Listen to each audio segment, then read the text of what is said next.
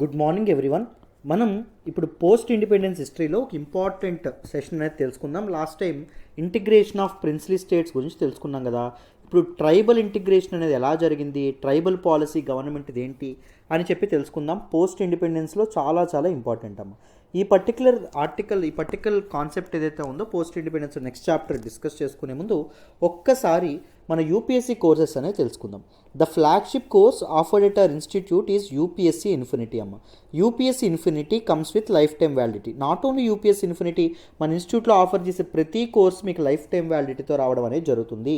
So మీరు ఒక్కసారి join అయితే ఈవెన్ ఆఫ్టర్ జాబ్ వచ్చిన తర్వాత కూడా మీరు కంటిన్యూ అయ్యే అవకాశం అనేది మీకు లభించడం అనేది జరుగుతుంది. చక్కగా మీరు హ్యాపీగా జాయిన్ అవ్వచ్చు లైఫ్ టైం వ్యాలిడిటీతో. దాంతోపాటు బేసిక్స్ నుంచి, పునాదుల నుంచి, లోతుల నుంచి మొదలుపెట్టి పూర్తి అడ్వాన్స్డ్ లెవెల్ వరకు మిమ్మల్ని తీసుకెళ్లే పూర్తి బాధ్యత మాది. స్టూడెంట్ సెంట్రిక్ అప్రోచ్ అనేది ఉంటుంది. మీకు అర్థమయ్యేంత వరకు ఎన్నిసార్లు అడిగితే అన్నిసార్లు ఫ్యాకల్టీ చెప్పడం అనేది జరుగుతుంది. చక్కగా మీరు జాయిన్ అవ్వచ్చమ్మా, హ్యాపీగా మీరు జాయిన్ అవ్వచ్చు. మన యూపీఎస్సీ కోర్సెస్లో యూపీఎస్సీ ఇన్ఫినిటీ ఉంది కదా, అది ఓన్లీ రికార్డెడ్ వెర్షన్ కావాలి సార్. నేను ఒక వర్కింగ్ ప్రొఫెషనల్ని, నాకు లైవ్ క్లాస్ అటెండ్ అవ్వడం కుదరదు, సింగిల్ పేమెంట్ చేస్తాను అనుకుంటే మీకు యూపీఎస్సీ ఇన్ఫినిటీ 40,000 నుంచే మొదలవ్వడం అనేది జరుగుతుంది. సో ఆలోచించండి, మంచి వైజ్ డెసిషన్ అనేది తీసుకోండి. అర్థమైందా? జస్ట్ 40,000 నుంచి యూపీఎస్సీ ఇన్ఫినిటీ అందిస్తున్నాం. కరెంట్ అఫైర్స్ మీకు జస్ట్ 5,000 రూపీస్ మాత్రమే.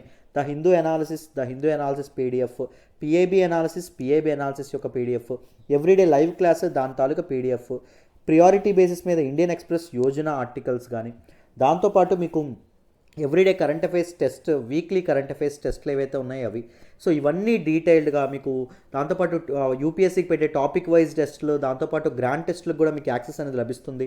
దాంతోపాటు ఎకనామిక్ సర్వే, బడ్జెట్ అనాలిసిస్ కూడా మీకు యాక్సెస్ అనేది లభిస్తుంది. వైజ్ డెసిషన్ అనేది తీసుకోండి, నేనే హ్యాండిల్ చేస్తాను చక్కగా. I'm a permanent faculty here. ఓకేనా? సో చక్కగా జాయిన్ అవ్వడానికి ప్రయత్నించండి. ఎకానమీ అనేది 6,000 సురేష్ సార్ చెప్తారు. రికార్డెడ్ మాత్రమే కావాలంటే జస్ట్ 6,000 సింగిల్ పేమెంట్ చేసి మీరు చక్కగా జాయిన్ అవ్వచ్చు. ఎకానమీ మన ఇన్స్టిట్యూట్లో ఒక ఎస్సెట్ సబ్జెక్ట్ మీ అందరికీ తెలుసు. పాలిటీ నేను సురేష్ సార్ కలిపి చెప్తామండి. సో చక్కగా హ్యాపీగా పాలిటీ కాంప్రహెన్సివ్గా మీరు తెలుసుకోవచ్చు, మీకు అర్థమయ్యేంత వరకు చెప్తాం. సో వీలైతే జాయిన్ అవ్వడానికి ప్రయత్నించండి.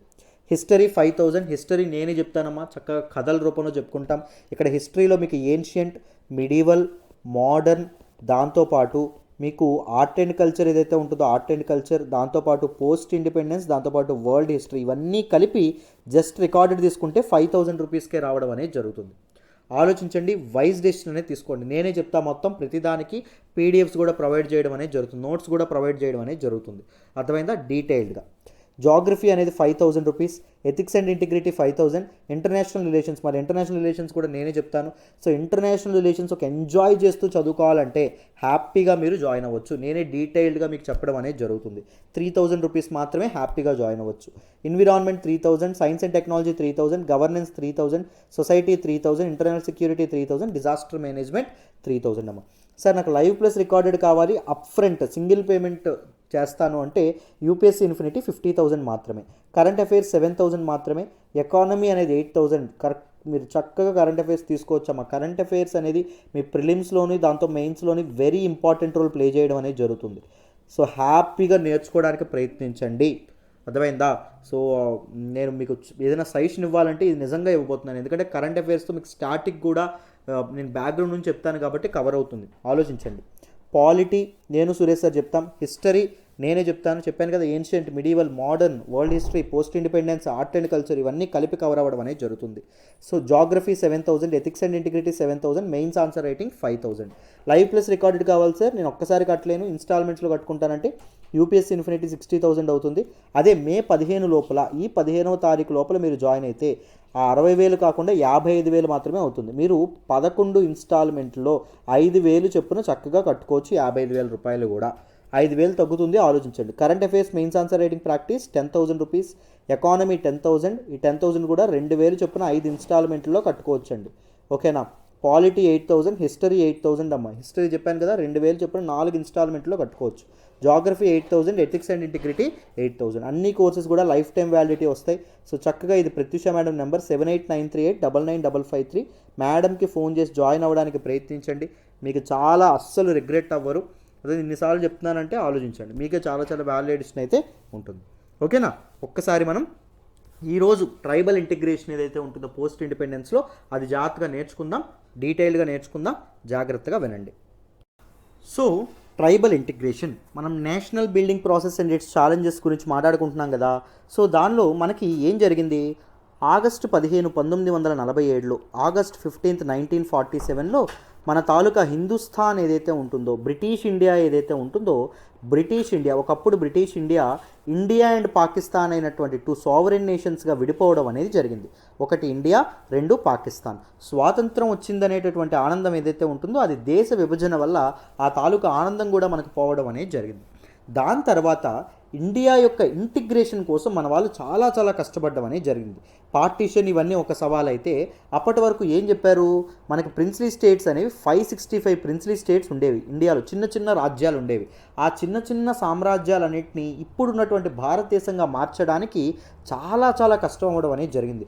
ఈ రాజ్యాలన్నీ తమకు తాము స్వతంత్రంగా ఉండిపోతాయి అంటాయి. సో కానీ మన ఇండియా అనేది ఫామ్ అవ్వాలంటే ఇవన్నీ ఇంటిగ్రేట్ ఒక దగ్గరికి చేర్చాల్సినటువంటి అవసరం ఉంది. ఆ బాధ్యతని తీసుకున్నటువంటి వ్యక్తి ఎవరు, మన తాలూకా సర్దార్ వల్లభాయ్ పటేల్ ఎవరైతే ఉన్నారో ఆయన. అందుకే ఆయన్ని ఆర్కిటెక్ట్ ఆఫ్ మోడర్న్ ఇండియా అనేటటువంటి పేరుతో పిలవడం అనేది జరుగుతుంది. ఐరన్ మ్యాన్ లేదా ఆర్కిటెక్ట్ ఆఫ్ మోడర్న్ ఇండియా అని కూడా పిలుస్తాం కదా. సో ఎప్పుడైతే మనకు ఆయన కష్టపడి ప్రిన్స్లీ స్టేట్స్ ఆల్రెడీ లాస్ట్ క్లాస్లో చెప్పాం, ముందు పాత వరల్డ్ హిస్టరీ క్లాసెస్ అనేవి చూడకపోతే ఒకసారి మన హిస్టరీ ప్లేలిస్ట్లోకి వెళ్ళండి అమ్మా, అక్కడ వరల్డ్ హిస్టరీ క్లాసెస్ ఉంటాయి, ఓకేనా. సో ప్రతి క్లాసు యూట్యూబ్లో పెట్టడం అనేది జరగదు. ఒకవేళ మీకు క్లాసెస్ నచ్చుతున్నట్టయితే చక్కగా జాయిన్ అవ్వడానికి ప్రయత్నించండి, ఓకేనా. రైట్, చూడండి ఇక్కడ మనకి సర్దార్ వల్లభాయ్ పటేల్ ఎవరైతే ఉన్నారో ఆయన ఇంటిగ్రేషన్ కోసం ప్రయత్నించడం అనేది జరిగిందమ్మా. ఈ తాలూకా ఇండియా ఇంటిగ్రేషన్ కోసం ఆయన ప్రయత్నించడం అనేది జరిగింది. సో దానికోసం ఆయన క్యారెట్ అండ్ స్టిక్ పాలసీ ఏదైతే ఉంటుందో అది వాడారని కూడా మనం లాస్ట్ క్లాస్లో చెప్పుకున్నాం. క్యారెట్ అండ్ స్టిక్ పాలసీ అంటే ఏంటి అంటే, బతిమిలాడో లేకపోతే దండించో ఎలాగోలా వీళ్ళందరినీ కలిపి భారతదేశంలో చేర్చుకోవాలన్నమాట. అయితే క్యారెట్ ఇచ్చి లేకపోతే స్టిక్ మన ఇదేదైతే ఉంటుందో బెత్తం ఏదైతే ఉంటుందో అది వాడే అన్నట్టు, బతిమిలాడైనా లేకపోతే బలవంత పెట్టైనా ఒక దగ్గరికి చేర్చుకోవాలి అనేటటువంటి ఉద్దేశంతో. సో అలా మొత్తం అన్నీ చేసుకున్నారు. కానీ ట్రైబల్ ఏరియాస్ ఏవైతే ఉన్నాయో, ఇండియాలో ఉన్నటువంటి ట్రైబల్ ఏరియాస్ ఏవైతే ఉన్నాయో వాటిని ఇంటిగ్రేట్ చేయడం కూడా ఒక పెద్ద సవాలుగా ఏర్పడడం అనేది జరిగింది. నేషన్ బిల్డింగ్ ప్రాసెస్లో అదొక పెద్ద ఛాలెంజ్, ఒక పెద్ద బాటిల్ నెక్గా ఉండిపోవడం అనేది జరిగిందమ్మా. సో దాన్ని ఎలా ట్యాకిల్ చేశారో చూద్దాము, జాగ్రత్తగా వినండి. The uphill task of integrating the tribal population into the mainstream was extremely difficult. It is an uphill task. It is a great task. It is a challenge. చాలా పెద్దదైనటువంటి విషయం, అంత ఈజీ కాదు ట్రైబల్ ఏరియాస్ అంతటిని ఒక దగ్గర integrate చేయడం అంటే. ఎందుకంట, given the diverse conditions under which they dwell in different parts of the country, భారతదేశంలోని వేరు ప్రాంతాల్లో వాళ్ళ నివాస స్థలాలు ఏర్పరచుకోవడం అనేది జరిగిందమ్మా. సో డైవర్స్ కండిషన్స్లో ఉండడం అనేది జరిగింది. వాళ్ళ తాలూకా సంస్కృతులు వేరు, సంప్రదాయాలు వేరు, వాళ్ళ తాలూకా కల్చర్స్ వేరు, వాళ్ళ తాలూకా లైఫ్ స్టైల్ జీవన విధానాలు వేరు. సో అందరినీ ఒప్పించి ఇండియాలో చేర్చుకోవడం అనేది చాలా కష్టం. They have different cultures and speaking varied languages, వివిధ రకాలైనటువంటి భాషలు, సో వివిధ రకాలైనటువంటి లైఫ్ స్టైల్ ఏదైతే ఉంటుందో లైఫ్ స్టైల్తో వాళ్ళు ఉండడం అనేది జరిగింది. మెయిన్ల్యాండ్ పీపుల్ ఎవరైతే ఉన్నారో, ఇప్పుడు మనం ఎలా బతుకుతున్నామో ఒక నాగరికమైనటువంటి జీవితానికి ఒక సివిలైజ్ లైఫ్ స్టైల్ ఏదైతే గడుపుతున్నామో దానికి మన ట్రైబల్ పీపుల్ ఎవరైతే ఉన్నారో వాళ్ళు వేరుగా ఉండడం అనేది జరిగింది. సో వాళ్ళని ఒప్పించి ఒక దగ్గరికి చేర్చడం అనేది చాలా చాలా కష్టంగా ఏర్పడడం అనేది జరిగింది. అర్థమైందా? ఇట్ ఈస్ నిజంగా ఒక హ్యుమానిటేరియస్ టాస్క్ అండ్ అప్హిల్ టాస్క్ అని చెప్పి మనకి చెప్పడం అనేది జరిగిందమ్మా. Tribal population was spread all over India. Tribal population అనేది దేశవ్యాప్తంగా ఉండడం అనేది జరిగింది. ముఖ్యంగా నార్త్ ఈస్ట్ ప్రాంతాలు ఏవైతే ఉన్నాయో, ఈశాన్య భారతదేశపు ప్రాంతాలు ఏవైతే ఉన్నాయో, స్టేట్స్ రాష్ట్రాలు ఏవైతే ఉన్నాయో అన్నింట్లోనూ ఎక్కువగా ట్రైబల్ పీపుల్ ఉన్నారు. అండ్ దేర్ గ్రేటెస్ట్ కాన్సెంట్రేషన్, ఇప్పుడు మెయిన్లాండ్ స్టేట్స్లో గ్రేటెస్ట్ కాన్సన్ట్రేషన్ ఎక్కువ మంది పీపుల్ ఎక్కడ ఉంటున్నారు అంటే మధ్యప్రదేశ్ ఏరియా ఏదైతే ఉంటుందో, మధ్యప్రదేశ్, బీహార్ అండ్ ఒరిస్సా, అండ్ దాంతోపాటు నార్త్ ఈస్టర్న్ ఇండియా, దాంతోపాటు వెస్ట్ బెంగాల్, మహారాష్ట్ర, గుజరాత్ అండ్ రాజస్థాన్ ప్రాంతాలు ఏవైతే ఉన్నాయో ఇక్కడ ఆదివాసీలు, అటవీ తెగలు ఎవరైతే ఉన్నారో వాళ్ళు ఎక్కువగా ఉండడం అనేది జరిగింది. Except for the north east, ఈశాన్య భారతదేశం కాకుండా నార్త్ ఈస్టర్న్ స్టేట్స్ కాకుండా the constitute minorities in there home states. మిగిలిన స్టేట్స్ ఏవైతే ఉన్నాయో లైక్ మధ్యప్రదేశ్ కానీ, బీహార్ కానీ, ఒరిస్సా కానీ, వెస్ట్ బెంగాల్ కానీ, మహారాష్ట్ర కానీ, గుజరాత్ కానీ, రాజస్థాన్ ఉన్నాయో అక్కడ వీళ్ళు మైనారిటీస్గా ఉండడం అనేది జరిగింది. మైనారిటీస్ అని ఏ బేసిస్ మీద నిర్ణయించారు? On the basis of their population. Other people కంటే వీళ్ళ తాలూకా పాపులేషన్, మెయిన్లాండ్ పీపుల్ ఎవరైతే ఉంటారో, సివిలైజ్డ్ పీపుల్ ఎవరైతే ఉంటారో వాళ్ళకంటే వీళ్ళ పాపులేషన్ అనేది, వీళ్ళ తాలూకా జనాభా అనేది తక్కువ అన్నమాట. అర్థమైందా? చూడండి, residing mostly in the hills and forest areas in colonial India they lived in relative isolation and their tradition, habits, cultures and way of life were exceptionally different with that of their non tribal neighbours. So mostly వీళ్ళు ఎక్కడ గడిపేవాళ్ళు? Hill areas and forest areas, అడవి ప్రాంతాల్లోనే ఎక్కువగా వీళ్ళ నివాసాలు ఉండడం అనేది జరిగింది. In colonial India they lived in relative isolation, ఐసోలేటివ్గా ఉండడం అనేది జరిగింది. అంటే వాళ్ళ దగ్గరలోకి ఎవరిని రానిచ్చే వాళ్ళు కాదు. దాంతోపాటు వీళ్ళ కల్చర్ ఏదైతే ఉంటుందో కల్చర్ని వాళ్ళు కాపాడుకుంటూ, వేరే కల్చర్ వాళ్ళ కల్చర్ మీద ఇంపోజ్ అవ్వకుండా, వేరే సంస్కృతులు వీళ్ళ సంస్కృతి మీద ఎటువంటి ఇంపోజిషన్ ఉండకుండా, వాళ్ళ తాలూకా ట్రెడిషన్స్, సంప్రదాయాలు, హ్యాబిట్స్, అలవాట్లు, కల్చర్, సంస్కృతి ఏదైతే ఉంటుందో అండ్ తాలూకు వే ఆఫ్ స్టైల్ ఏదైతే ఉంటుందో దాన్ని కాపాడుకుంటూ వాళ్ళు ఉండడం అనేది జరిగింది. And they are exceptionally different to that of non tribal neighbours. వాళ్ళకి నాన్ ట్రైబల్ పీపుల్ ఎవరైతే ఉన్నారో ఆ స్టేట్స్లో ఉండేటటువంటి వాళ్ళతో పోలిస్తే వీళ్ళు చాలా చాలా భిన్నంగా ఉండడం అనేది జరిగింది. ఎక్సెప్షనల్లీ డిఫరెంట్గా ఉండడం అనేది జరిగిందమ్మా. Radical transformation and penetration of market forces integrated the isolated tribal people with colonial power. So radical transformation ఏదైతే ఉంటుందో, బ్రిటిష్ వాళ్ళు వచ్చిన తర్వాత వాళ్ళ పరిస్థితులు అనేవి విపరీతంగా మారడం అనేది జరిగింది. పెనట్రేషన్ ఆఫ్ మార్కెట్ ఫోర్సెస్ ఏవైతే ఉన్నాయో, ముఖ్యంగా ఫారెస్ట్ ఏరియాస్ ఏవైతే ఉన్నాయో, మైన్యూట్ ఫారెస్ట్ ప్రొడ్యూస్ ఏదైతే ఉంటుందో దాని విలువ తెలుసుకున్నటువంటి పీపుల్ ఎవరైతే ఉన్నారో వాళ్ళందరూ ఈ ఐసోలేటెడ్ ట్రైబల్ పీపుల్ ఎవరైతే ఉన్నారో వాళ్ళ దగ్గరికి, వాళ్ళ జీవితాల్లోకి అడుగు పెట్టడం అనేది జరిగింది. So a large number of money lenders, traders, revenue farmers and other middle man and petty officials invaded the tribal areas and disrupted the tribals traditional way of life. So ఎక్కువ మంది మనీ లెండర్స్ ఎవరైతే ఉంటారో, ఈ అప్పులు ఇచ్చే వాళ్ళు ఎవరైతే ఉంటారో వాళ్ళు, ట్రేడర్స్ ఎవరైతే ఉంటారో traders, revenue farmers and other middle man ఎవరైతే ఉంటారో వీళ్ళందరూ వీళ్ళ తాలూకా ఉండేటటువంటి మన తాలూకా ట్రైబల్ పీపుల్ ఎవరైతే ఉన్నారో వాళ్ళ లైఫ్, వాళ్ళ జీవితాల్లోకి అడుగుపెట్టి, వాళ్ళ ప్లేసెస్లోకి అడుగుపెట్టి వాళ్ళని ఎక్స్ప్లాయిట్ చేయడం అనేది మొదలుపెట్టారు. దాంతోపాటు వాళ్ళ తాలూకా ట్రెడిషనల్ వే ఆఫ్ లైఫ్ ఏదైతే ఉంటుందో దాని నుంచి వాళ్ళకి దూరం అయ్యేలా చేయడం అనేది జరిగిందమ్మా. To conserve forests and to facilitate their commercial exploitation, the colonial authorities brought large tracts of forest land under forest laws, which forbade shifting cultivation and to put severe restrictions on the tribals' use of forest and their access to forest products. So ఏం జరిగింది? మన తాలూకా forests ఏవైతే ఉన్నాయో, అడవులు ఏవైతే ఉన్నాయో వాటిని conserve చేయాలని చెప్పి ఈ మిడిల్ మ్యాన్ ఎవరైతే ఉంటారో మిడిల్ మ్యాన్ కానీ, లేకపోతే ఈ తాలూకా మర్చెంట్స్ ఎవరైతే ఉంటారో మర్చెంట్స్ కానీ, మనీ లెండర్స్ ఎవరైతే ఉంటారో వాళ్ళందరి ఎక్స్ప్లాయిటేషన్ నుంచి వీళ్ళని కాపాడడానికి కొలోనియల్ అథారిటీస్ ఏం చేయడం అనేది జరిగింది. బ్రిటిష్ వాళ్ళు ఏం చేశారు? Large tract of forest lands అనేవి ఫారెస్ట్ లాస్ అండర్లోకి, సో అటవీ చట్టాల పరిధిలోకి తీసుకురావడం అనేది జరిగిందమ్మ. చాలా అడవి ప్రాంతాలు ఏవైతే ఉన్నాయో వాటి అటవీ చట్టాల పరిధిలోకి తీసుకురావడం అనేది జరిగింది. సో దానివల్ల షిఫ్టింగ్ కల్టివేషన్ ఏదైతే ఉంటుందో షిఫ్టింగ్ కల్టివేషన్ బ్యాన్ చేశారు. షిఫ్టింగ్ కల్టివేషన్ అంటే ఏంటి అంటే, అడవుల్లో మన తాలూకా ట్రైబల్ పీపుల్ ఎవరైతే ఉంటారో ఒక ప్రాంతానికి వెళ్తారు. ప్రాంతానికి వెళ్ళి చెట్లు ఏవైతే ఉంటాయో చెట్లను పండించుకోవడం, చెట్లు ఏవైతే ఉంటాయో ఆ చెట్లన్నీ కొట్టేసి పంటలు పండించుకోవడం అనేది జరుగుతుంది. కొన్నాళ్ళకి పంట ఏదైతే ఉంటుందో ఇక్కడ వదిలేసి వేరే ప్రాంతానికి వెళ్ళి అక్కడ చెట్లు అనేవి నరికేసి అక్కడ పంటలు పండించుకోవడం అనేది జరుగుతుంది. దీనివల్ల మన తాలూకా ట్రీ కవర్ ఏదైతే ఉంటుందో అది తగ్గిపోతుంది. షిఫ్టింగ్ కల్టివేచర్ ఈజ్ వెరీ హార్మ్ఫుల్ అండి కదా.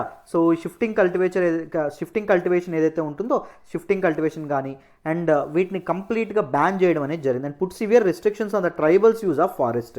ఈ అడవులు ఏవైతే ఉంటాయో అవి ట్రైబల్ పీపుల్, ఆదివాసీలు ఎవరైతే ఉన్నారో వాళ్ళు వాడకుండా సివియర్ రిస్ట్రిక్షన్స్ కూడా ఇంపోజ్ చేయడం అనేది జరిగింది. And their access to forest products, minor forest produce ఏదైతే ఉంటుందో హనీ కానీ, లేకపోతే స్పైసెస్ కానీ, లేకపోతే అదర్ మన తాలూకా మూలికలు కానీ, వేళ్ళు కానీ, అవి కూడా మన తాలూకా ట్రైబల్ పీపుల్ ఎవరైతే ఉన్నారో వాళ్ళకి అందుబాటులో ఉండకుండా, వాళ్ళకి యాక్సెసిబుల్ కాకుండా ఈ రెస్ట్రిక్షన్స్ అనేవి వాళ్ళ మీద బ్యాన్ విధించడం అనేది జరిగింది.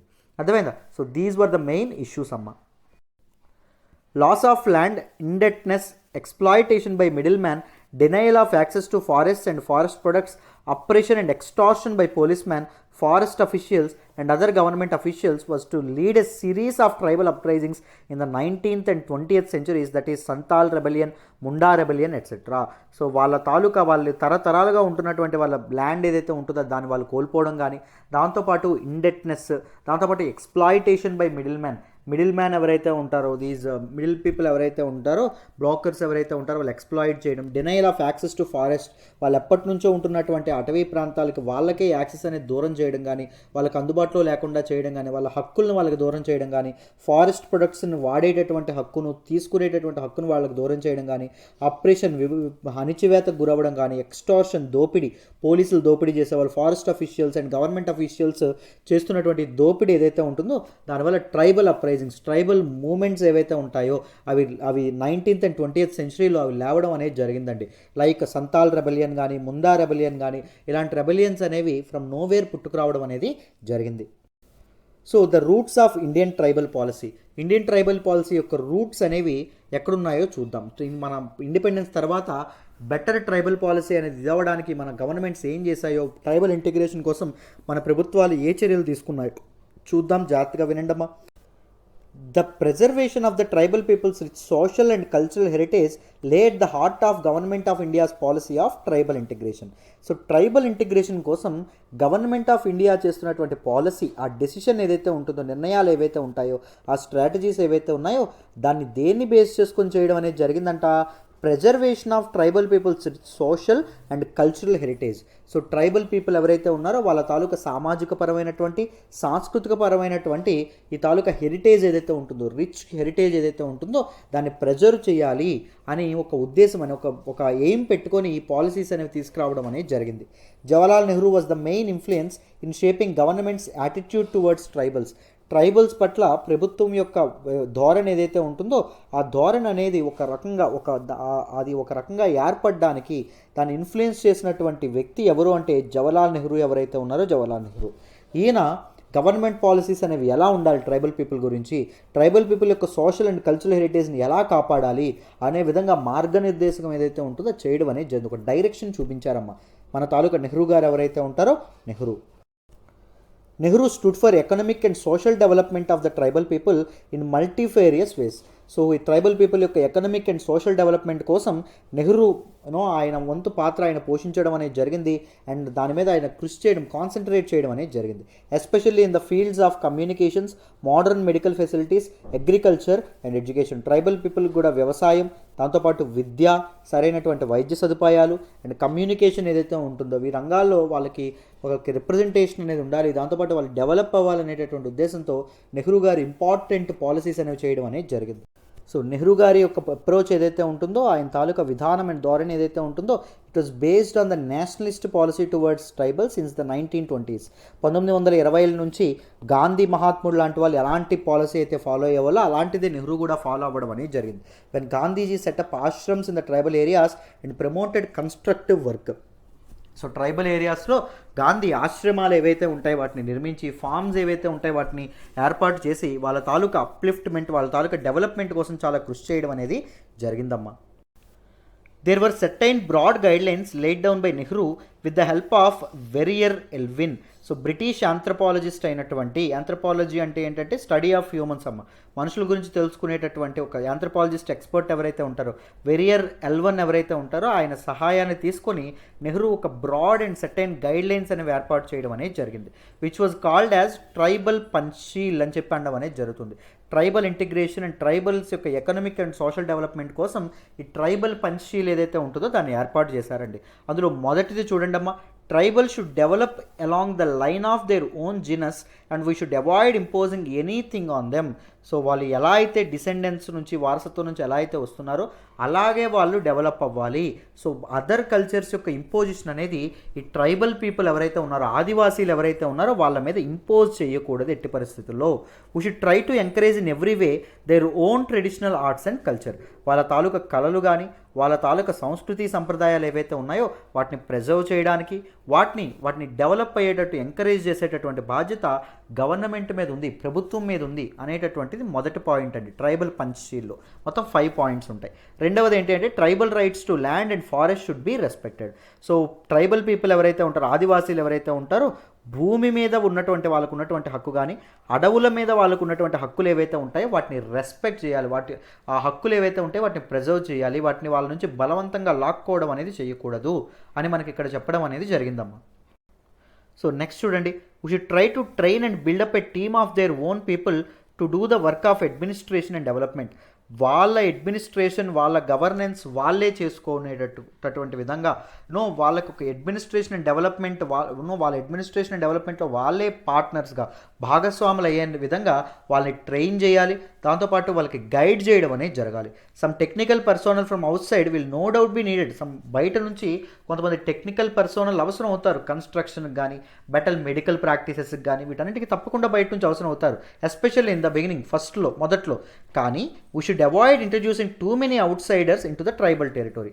ట్రైబల్ టెరిటరీ ఏదైతే ఉంటుందో, ట్రైబల్ పీపుల్ ఉండేటటువంటి ప్లేసెస్ ఏవైతే ఉన్నాయో అక్కడ ఎక్కువ మంది ఈ టూ మెనీ అవుట్ సైడర్స్ ఎవరైతే ఉన్నారో బయట వాళ్ళు ఎక్కువ మంది అక్కడికి రాకుండా వాళ్ళకంటూ వాళ్ళ ఐసోలేషన్కి, వాళ్ళ తాలూకా ప్రైవసీకి మనం ఎటువంటి భంగం కలిగించకుండా దాన్ని సేఫ్ గార్డ్ చేయడం అనేది జరగాలి. We should not over administer these areas or overwhelm them with multiplicity of schemes. ఎక్కువ స్కీమ్స్ అనేవి ఏర్పాటు చేసి కానీ లేకపోతే ఓవర్గా అడ్మినిస్టర్ చేసి కానీ వాళ్ళని బంధించేసి కానీ లేకపోతే వాళ్ళకి ఇలానే చేయాలని చెప్పి చేయక్కర్లేదు. We should rather work through not in rival to their own social and cultural institutions. మనం ఎలా వర్క్ చేయొచ్చు, వాళ్ళ తాలూకా సోషల్ అండ్ కల్చరల్ ఇన్స్టిట్యూషన్స్ ఏవైతే ఉన్నాయో వాటిలో వాళ్ళనే భాగస్వాములుగా చేసి వాళ్ళనే పార్టిసిపెంట్స్గా చేసి వాళ్ళ తాలూకా డెవలప్మెంట్ కోసం మనం కృషి చేయొచ్చు. అదేవిధంగా వాళ్ళని మనం ఓవర్ అడ్మినిస్టర్ చేయాల్సినటువంటి అవసరం అయితే ఎంత మాత్రమూ లేదు అని చెప్పి మనకి పంచశీల్లో చెప్పడం అనేది జరిగింది. నెక్స్ట్ చూడండి. So the final aspect of our tribal Panchsheel, we should judge results not by statistics or the amount of money spent but by quality of human character that is involved. అర్థమైందా? సో మన తాలూకా results ఏవైతే ఉన్నాయో రిజల్ట్స్ని ఎంత డబ్బు ఖర్చు పెట్టామని కానీ లేకపోతే వాట్ ఆర్ ద స్టాటిస్టిక్స్ ఏవేవి నిర్మించబడ్డాయని కాదు, క్వాలిటీ ఆఫ్ హ్యూమన్ క్యారెక్టర్, వాళ్ళ తాలూకా జీవన ప్రమాణాలు అనేవి ఎంత పెరిగినాయి, వాళ్ళ తాలూకా లైఫ్ స్టాండర్డ్స్ అనేవి ఎంత పెరిగినాయి అనేటటువంటి విషయం మీద మనం ఏం కొలవాలి, వాళ్ళ తాలూకా అనేది కొలవడం అనేది జరగాలి. రిజల్ట్స్ అనేవి కొలవడం అనేది జరగాలి, మెజర్ చేయాలి. అంతేగాని మనం not on the base of statistics or not on the base of money spent on them. To give shape to government's policy, a beginning was made in constitution itself. Government policy, tribal policy, tribal in line with the tribal policy of government, Article 46. మనకి ఏం చెప్పారు, DPSPs, Directive Principles of State Policies, Part 4 of the constitution ఏదైతే ఉంటుందో దానిలో DPSPs, directive principles of state policies ఉంటాయి, article 36 నుంచి అన్నమాట. So దానిలో విధంగా ఏం ఇంట్రడ్యూస్ చేశారో చూడండి ఆర్టికల్ 46లో. సో ఆదేశిక నియమాలు అంటామమ్మ. అంటే ఇది మన తాలూకా కాన్స్టిట్యూషనల్ ఫ్రేమర్స్ ఎవరైతే ఉన్నారో the directed the state to do these things. అర్థమైందా? దీస్ ఆర్ వీటి DPSPస్ని మనం కోర్టులో క్వశ్చన్ చేయడానికి అవ్వదండి. అర్థమైందా? స్టేట్కు ఇది ఉంటే అవకాశం ఉంటే చేస్తుంది, లేకపోతే చేయదు. గవర్నమెంట్కి అవకాశం ఉంటే చేస్తుంది, లేకపోతే చేయదు అన్నట్టు. సో ఆర్టికల్ 46లో ఏం చెప్పారో చూడండి. The state should promote with special care the educational and economic interests of the tribal people and should protect them from social injustice and all forms of exploitation. Government ఏం చేయాలంట, వాళ్ళకి special కేర్తో treat చేయాలంట. దాంతోపాటు educational and economic interest ఏవైతే ఉంటాయో tribal people యొక్క educational interest and economic interest ఏవైతే ఉన్నాయో అవి కాపాడుకోవాలి. వాళ్ళకి ఎడ్యుకేషనల్ డెవలప్మెంట్ అండ్ దాంతోపాటు ఎకనామిక్ డెవలప్మెంట్ అనేది జరగాలి.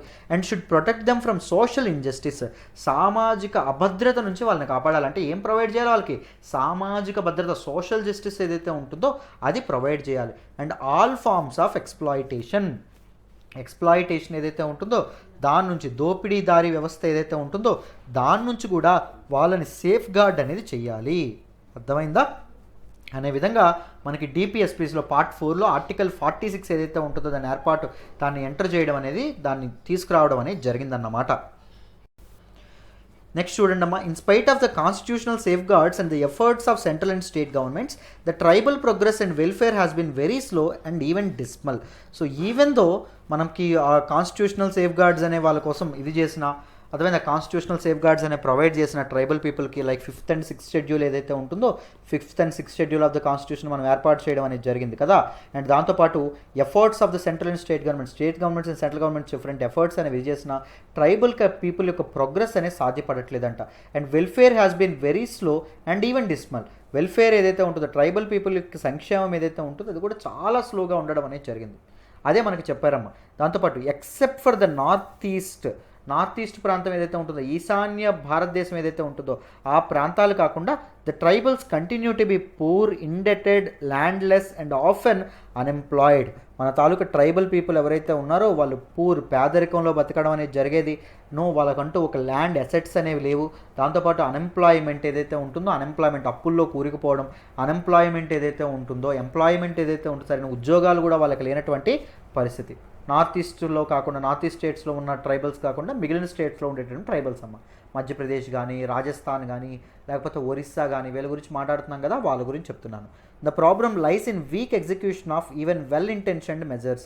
సో ఈవెన్ మెజర్స్ అనేవి అద్భుతంగా తీసుకున్న on paper they are very good, కానీ వాటి తాలూకు ఎగ్జిక్యూషన్ అండ్ ఇంప్లిమెంటేషన్ దగ్గరే ప్రాబ్లం అంతా రావడం అనేది జరిగింది. చాలా చాలా ఇబ్బంది తలెత్తడం అనేది జరుగుతుందమ్మ. సో దానివల్ల ట్రైబల్ పీపుల్ యొక్క ప్రోగ్రెస్ అనేది మనకు సాధ్యపడట్లేదని చెప్పి చెప్తున్నారు. So reasons for dismal performance of tribal policy. So ఎందుకు ట్రైబల్ పాలసీస్ అనేవి సరిగ్గా ఇంప్లిమెంట్ అవ్వట్లేదు? What are the different reasons? ఎందుకు ట్రైబల్ పాలసీ అనేది సక్రమంగా వర్కౌట్ అవ్వట్లేదు, వాళ్ళ తాలూకా ప్రోగ్రెస్కి హెల్ప్ చేయట్లేదో చూద్దాం. Quite often, the funds allocated for tribal welfare are not spent without corresponding results, and sometimes funds are even misappropriated. So tribal welfare కోసం assign చేసినటువంటి డబ్బు ఏదైతే ఉంటుందో, ఫండ్స్ ఏవైతే ఉంటాయో అవి సరిగ్గా వాళ్ళ కోసం ఖర్చు పెట్టట్లేదండి.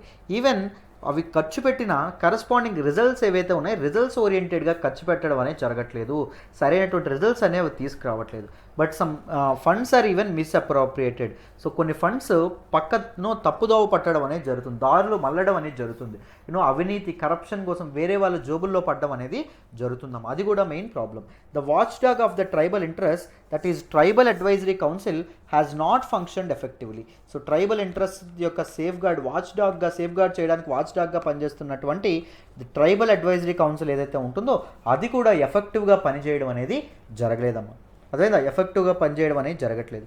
Administrative personnel are either ill trained or prejudiced against tribals. Administrative personnel ఎవరైతే ఉన్నారో, సివిల్ సర్వెంట్స్ కానీ ఈ సిబ్బంది ఎవరైతే ఉన్నారో, they are either ill trained, వాళ్ళని సరిగ్గా ట్రైనింగ్ అనేది వాళ్ళకి లేకపోవడం కానీ, లేకపోతే ప్రిజుడైజ్డ్ అగెనెస్ట్ ట్రైబల్స్ గురించి ముందు నుంచే ఒక భావం పెట్టేసుకోవడం మనసులో, అంటే వీళ్ళకి చదువు రాదులే, వీళ్ళు అనాగరికులే అనేటటువంటి భావన ఏదైతే ఉంటుందో దాంతో పనిచేయడం, అది కూడా ఒక ఇబ్బందికరమైనటువంటి ఇష్యూ. దానివల్ల ట్రైబల్ పాలసీస్ అనేవి ఇండియాలో సక్సెస్ అవ్వడం అనేది జరగలేదమ్మా. అది కూడా main issue, main problem.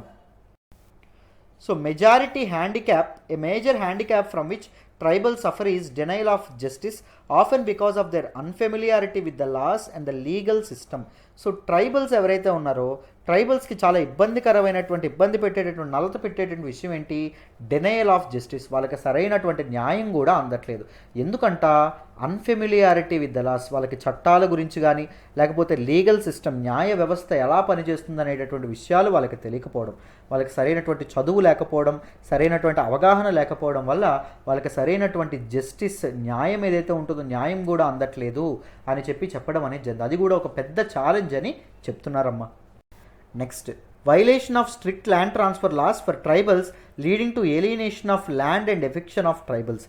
So violation అవుతుంది. సో ట్రైబల్స్కి ల్యాండ్ ట్రాన్స్ఫర్ ఏదైతే ఉంటుందో, so violation of strict land transfer laws for tribals వాళ్ళే ల్యాండ్ ట్రాన్స్ఫర్ చేసుకోవాలి కానీ బయట వాళ్ళకి చేసుకోకూడదు. సో అందుకోసం అని ఇప్పుడు ట్రైబల్స్ ఏం చేస్తున్నారు, దీన్ని వైలేట్ చేయడం అనేది. అదర్ పీపుల్ కూడా ఈ ల్యాండ్ ట్రాన్స్ఫర్ లాస్ ఏవైతే ఉంటాయో వాటిని వైలేట్ చేయడం వల్ల ల్యాండ్ ఏదైతే ఉంటుందో ల్యాండ్ అనేది ఏలినేట్ అవ్వడం అనేది జరుగుతుంది, పలాయి వాళ్ళ పాలవ్వడం అనేది జరుగుతుంది. అండ్ ఎఫిక్షన్ ఆఫ్ ట్రైబల్స్ని ఒక ప్రాంతం నుంచి వేరే ప్రాంతానికి తరలించడం అనేది జరుగుతుంది. వాళ్ళు తరతరాలుగా ఉంటున్నటువంటి ల్యాండ్స్ ఏవైతే ఉంటాయో అవి వాళ్ళ ఆ ల్యాండ్లో ఎంత మాత్రం ఇంక ముందుట ఉండలేనటువంటి పరిస్థితులు ఏర్పడడం అనేది జరుగుతుంది. Rapid extension of mines and industries has worsened their conditions in many areas అమ్మ. సో వాళ్ళ తాలూకా మైనింగ్ సిస్టమ్ ఏదైతే ఉంటుందో, దాంతోపాటు ఈ రెడ్ ఇండస్ట్రీ అంటాం. What do you mean by red industry? ఈ మైనింగ్ ఇండస్ట్రీ అండ్ ఈ ర్యాట్ హోల్ మైనింగ్ ఇవేవైతే ఉంటాయో అవి పెరగడం వల్ల ఇండస్ట్రీస్ కానీ ఏవైతే రెడ్ ఇండస్ట్రీస్, మైనింగ్ ఇండస్ట్రీస్ పెరగడం వల్ల it has worsen their conditions. Tribal people యొక్క కండిషన్ ఏదైతే ఉంటుందో సంవత్సరాల తరబడి ఆ కండిషన్ అనేది పాడవడం అనేది, ఇబ్బందులు పాలవ్వడం అనేది జరిగింది. అది కూడా మెయిన్ ఇష్యూగా ఉందమ్మా. So the progress of education among the tribal people has been disappointingly slow. దాంతోపాటు ఈవెన్ ఎడ్యుకేషన్ మీ అందరికీ ఎన్నోసార్లు చెప్పాను నేను, ఏ ప్రాబ్లంకి నా సొసైటీలో ఉండేటటువంటి ఏ సమస్యనైనా సాల్వ్ చేసేటటువంటి కెపాసిటీ దేనికి ఉంటుంది? ఎడ్యుకేషన్, విద్య, చదువుకు ఉండడం అనేది జరుగుతుంది. సో ఎడ్యుకేషన్ ఏదైతే ఉంటుందో, progress of education among the tribal పీపుల్లో ఈ విద్య ఏదైతే ఉంటుందో అది డిసప్పాయింటింగ్లీ స్లో. ఎడ్యుకేషన్ డెవలప్మెంట్ అనేది చాలా స్లోగా, చాలా నెమ్మదిగా ఉండడం అనేది జరిగింది. Exploitations from the forest officials అనే unsympathetic attitude of forest officials ఎవరైతే ఉన్నారో వాళ్ళు విపరీతంగా ఎక్స్ప్లాయిట్ చేయడం అనేది జరుగుతుంది. ఎవరిని ఎక్స్ప్లాయిట్ చేయడం అనేది జరుగుతుంది? మన తాలూకా ట్రైబల్స్ ఎవరైతే ఉంటారో ట్రైబల్స్, అండ్ దాంతోపాటు మన తాలూకా అఫీషియల్స్ ఎవరైతే ఉన్నారో గవర్నమెంట్ అఫీషియల్స్ యొక్క అన్సింపథెటిక్ క్యారెక్టర్ అండి. సో కనీసం జాలి కూడా లేనటువంటి వాళ్ళ తాలూకా ఇదేదైతే ఉంటుందో, ఆలోచన ధోరణి ఏదైతే ఉంటుందో అది కూడా ట్రైబల్ యొక్క డెవలప్మెంట్కి, ట్రైబల్ పీపుల్ యొక్క అప్లిఫ్ట్మెంట్కి, ఎన్రిచ్మెంట్కి ఒక భంగం, ఒక బాటిల్ నెక్గా, ఒక ఛాలెంజ్గా ఉండిపోవడం అనేది జరిగింది, ఒక అబ్స్టాకిల్గా ఉండడం అనేది జరిగిందమ్మా. So let us look at the positive development happened due to states initiative. So government initiatives తీసుకోవడం వల్ల ట్రైబల్ పాలసీలో ట్రైబల్ ఇంటిగ్రేషన్లో, ట్రైబల్ పాలసీలో ఎటువంటి పాజిటివ్ డెవలప్మెంట్ అనేది వచ్చిందో చూద్దాం. Certain positive developments in the tribal sphere have occurred since 1947. 1947 నుంచి some positive developments ఏవైతే ఉన్నాయో పాజిటివ్ డెవలప్మెంట్స్ అనేవి రావడం అనేది కూడా జరిగింది. ఏంటేంటో చూద్దాం. Legislation to protect tribal rights and interest, activities of the tribal welfare departments, Panchayat Raj, spread of literacy and education, reservations in government services. Tribal rights and interest కాపాడడానికి చట్టాలు ఏవైతే ఉంటాయి, చట్టాలు తీసుకురావడం అనేది జరిగింది. And activities of the tribal welfare developments, tribal people యొక్క సంక్షేమానికి కొన్ని డిఫరెంట్ స్కీమ్స్ అండ్ యాక్టివిటీస్ తీసుకొచ్చారు. పంచాయతీ రాజ్ వ్యవస్థ ఏదైతే ఉంటుందో దాన్ని కూడా వీళ్ళకి ఎక్స్టెండ్ చేయడం అనేది జరిగింది. అంటే లోకల్ సెల్ఫ్ గవర్నమెంట్స్ ఏవైతే ఉన్నాయో రావడం వల్ల వీళ్ళ తాలూకా అడ్మినిస్ట్రేషన్, వీళ్ళ తాలూకా గవర్నెన్స్ వీళ్ళకే అప్పగించడం అనేది జరిగింది. Spread of literacy and education కూడా మెల్లమెల్లగా పెరగడం అనేది జరిగింది. దాంతోపాటు గవర్నమెంట్ సర్వీసెస్లో వీళ్ళకి రిజర్వేషన్లు ఏవైతే ఉన్నాయో, కోటా ఏదైతే ఉంటుందో అది కల్పించడం వల్ల వీళ్ళ లైఫ్ స్టాండర్డ్స్ అనేవి మెల్లమెల్లగా మెరుగవ్వడం కూడా జరుగుతుందమ్మా. Next, in parliament, state assemblies, reservation in higher education institutions, repeated elections have led to increasing confidence among tribal people and great political participation in them. Parliament ఏదైతే ఉంటుందో, పార్లమెంట్లో కానీ అంటే మనకి సెంట్రల్ లెజిస్లేటివ్ హౌస్ ఏదైతే ఉంటుందో, పార్లమెంట్ ఏదైతే ఉంటుందో, కేంద్ర చట్టసభ అండ్ స్టేట్ అసెంబ్లీస్ ఏవైతే ఉన్నాయో, దాంతోపాటు మన స్టేట్ అసెంబ్లీస్ ఏవైతే ఉన్నాయో, విధాన పరిషత్ ఏదైతే ఉంటుందో, విధాన పరిషత్ అండ్ విధాన సభల్లో కూడా మనకి రిజర్వేషన్ అనేది కల్పించడం అనేది జరిగింది వీళ్ళకి under article 334 of the constitution కదా. దాంతోపాటు హయ్యర్ ఎడ్యుకేషన్ ఏదైతే ఉంటుందో, హయ్యర్ ఎడ్యుకేషన్ ఇన్స్టిట్యూషన్స్లో కూడా వీళ్ళకి రిజర్వేషన్స్ కల్పించారు. Repeated elections have led to increasing confidence among the tribal people. So రిపీటెడ్గా ఎలక్షన్స్ కూడా వీళ్ళకి జరగడం వల్ల ట్రైబల్ పీపుల్లో కాన్ఫిడెన్స్ అనేది పెరుగుతూ వచ్చింది. దాంతోపాటు మేము కూడా ఈ దేశం యొక్క డెవలప్మెంట్లో భాగస్వాములు అవుతాం అనేటటువంటి కాన్సెప్ట్ పెరిగిందండి. గ్రేటర్ పొలిటికల్ పార్టిసిపేషన్ కూడా పెరిగింది. సో వాళ్ళ తాలూకా ప్రాబ్లమ్స్కి వాళ్ళు వాయిస్ ఇచ్చేలా తయారవ్వడం అనేది జరిగిందమ్మా. At least by growing middle classes and ఇంటెలిజెన్సియా among them in the constitutional political processes. So middle classes ఏవైతే ఉన్నాయో, మిడిల్ క్లాసెస్ అనే వాళ్ళు పెరగడం అనేది జరిగింది. పావర్టీ అనేది కొద్దిగా తగ్గుతూ రావడం అనేది జరిగింది. And ఇంటెలిజెన్సియా among them, experts, intelligent people ఎవరైతే ఉన్నారో వాళ్ళలో కూడా ఆ గ్రూప్ అనేది రావడం అనేది జరిగింది. ఇన్ ద కాన్స్టిట్యూషనల్ పొలిటికల్ ప్రాసెస్లో ఈ తాలూకా పీపుల్ ఎవరైతే ఉన్నారో, ట్రైబల్ పీపుల్ ఎవరైతే ఉన్నారో వాళ్ళు పార్టిసిపేట్ చేయడం కూడా జరిగిందండి. అర్థమైందా? ట్రైబల్ పీపుల్లో ఉండేటటువంటి middle class people and intelligent people ఎవరైతే ఉన్నారో, ఎక్స్పర్ట్ పీపుల్ ఎవరైతే ఉన్నారో, స్కాలర్స్ ఎవరైతే ఉన్నారో వాళ్ళ కాన్స్టిట్యూషనల్ పొలిటికల్ ప్రాసెస్లో పార్టిసిపేట్ చేయడం అనేది మొదలుపెట్టారు. సో వాళ్ళ ప్రాబ్లమ్స్ కంటూ ఒక వాయిస్ అనేది రావడం అనేది జరిగిందమ్మా. Even though there are certain regions where reach the benefits of positive discrimination by the states, certain regions are still lagging behind. Positive discrimination అంటే ఏంటి అంటే రిజర్వేషన్ అమ్మ. Positive discrimination simply mean reservation సిస్టమ్కి ఇంకొక పేరేంటి, కోటా అనేటటువంటి పేరు ఏదైతే ఉంటుందో, కోటా అనేటటువంటి పేరు వాడతారు. లేదా పాజిటివ్ డిస్క్రిమినేషన్ అనేటటువంటి పేరు ఏదైతే ఉంటుందో అది కూడా వాడడం అనేది జరుగుతుంది. లేదా ఎఫర్మేటివ్ యాక్షన్ అనేటటువంటి పేరు ఏదైతే ఉంటుందో అది కూడా వాడతారు. సో ఈ రిజర్వేషన్ ఏదైతే ఉంటుందో, ఈ రిజర్వేషన్ అనేది సర్టైన్స్ ఏ రీజియన్స్కి ఏవైతే ఉన్నాయో, స్టేట్స్లో ఉండేటటువంటి సర్టైన్ రీజియన్స్ ఏదైతే ఉందో అక్కడికి చేరుకున్నాయి. కానీ ఇంకా కొన్ని రీజియన్స్కి రిజర్వేషన్స్ సిస్టమ్ ఇంకా చేరాల్సి ఉండడం అనేది జరిగింది. స్వతంత్రం వచ్చి 75 వసంతాలు పూర్తి చేసుకున్నా ఇంకా వాళ్ళ తాలూకా వెల్ఫేర్ కోసం రిజర్వేషన్స్ అనేవి సరిగ్గా పనిచేయట్లేదని చెప్తున్నారు. Protest movements have sprung up among tribals out of their frustration with the lack of development and welfare. సరైనటువంటి మెడికల్ ఫెసిలిటీస్ కానీ, సరైనటువంటి ఇన్ఫ్రాస్ట్రక్చర్ కానీ, సరైనటువంటి డెవలప్మెంట్ కానీ వాళ్ళకి లేకపోవడం వల్ల సెవరల్ మూమెంట్స్, విప్లవాలు ఏవైతే ఉంటాయో మొదలవ్వడం అనేది జరిగింది. ట్రైబల్ పీపుల్ ఎక్స్ట్రీమిస్ట్ యాక్టివిటీస్లోకి వెళ్ళడం అనేది జరిగింది. దాంతోపాటు ఈ నక్సలిజం ఏదైతే ఉంటుందో, నక్సలిజం మనకి ఈ నక్సలైట్లుగా చాలామంది తయారవ్వడం అనేది జరుగుతూ రావడం అనేది జరిగింది, ముఖ్యంగా ట్రైబల్ పీపుల్లో. Some of the protest movements have taken to violence leading to strong state action against them. So some of the protest movements అనేవి కూడా ముఖ్యంగా నార్త్ ఈస్టర్న్ స్టేట్స్ ఏవైతే ఉన్నాయో, నార్త్ ఈస్టర్న్ స్టేట్స్లో ఈ మామూలుగా ప్రారంభమైనటువంటి ట్రైబల్ మూమెంట్స్ అనేవి సెషనిస్ట్ మూమెంట్స్గా మారాయి. భారతదేశం నుంచి మేము విడిపోవాలనేంతగా వీళ్ళు వాదించేంతగా తయారవ్వడం అనేది జరిగింది. ఈ సెషనిస్ట్ మూమెంట్స్గా మారడం వల్ల ఏం జరిగింది, గవర్నమెంట్ స్ట్రాంగ్ యాక్షన్ కూడా వీళ్ళ మీద తీసుకోవడం అనేది జరిగింది. అంతవరకు అందుకే ప్రభుత్వానికి అండ్ ట్రైబల్ పీపుల్కి మధ్య ఒక అగాధం కూడా ఏర్పడడం అనేది జరిగిందమ్మా. All about tribal integration. Post ఇండిపెండెన్స్లో ట్రైబల్ ఇంటిగ్రేషన్ ఎలా జరిగిందో ఇప్పటి వరకు మీకు డీటెయిల్డ్గా ఎక్స్ప్లెయిన్ చేశానని అనుకుంటున్నాను. ప్రతిదీ ఇలా డీటెయిల్డ్గా తెలుసుకోవాలంటే ప్రతిదీ యూట్యూబ్లో పెట్టడం కష్టం కదా. ఇన్స్టిట్యూట్ సర్వైవ్స్ ఆన్ అడ్మిషన్స్ కదా. సో చక్కగా జాయిన్ అవ్వడానికి ప్రయత్నించండి. నన్ను నమ్మి జాయిన్ అవ్వండి. మీ నమ్మకం ఒమ్ము కాదు. మీరు చక్కగా సాటిస్ఫై అవుతారు. హ్యాపీగా ప్రతి విషయాన్ని మీరు నేర్చుకోవడం అనేది జరుగుతుంది. నా ఎక్స్ప్లెనేషన్ నచ్చుతున్నట్టయితే కీప్ లైకింగ్ అవర్ వీడియో, మీ ఫ్రెండ్స్తో షేర్ చేసుకోండి. దాంతోపాటు ఎలా ఉందో నాకు కామెంట్ కూడా చేయండి. మీ తాలూకా సజెషన్స్ లేకపోతే ఏవైనా మీరు ఇష్టం ఏదైనా నాతో చెప్పాలనుకుంటే మీరు చెప్పచ్చు. డౌట్స్ అయినా అడగండి, అక్కడ నేను క్లారిఫై చేస్తాను. ఈ 7893899553 ఇదండి మన తాలూకా ప్రత్యూష మేడం నెంబర్. చక్కగా దీనికి ఈ నెంబర్కి ఫోన్ చేసి మన తాలూకా ఫ్రీ ట్రయల్ యాక్సెస్ కూడా కావాలంటే తీసుకోండమ్మా. చక్కగా వీడియోస్ చూడండి. మీకు నచ్చితేనే if you are convinced enough అప్పుడే జాయిన్ అవ్వడానికి ప్రయత్నించండి.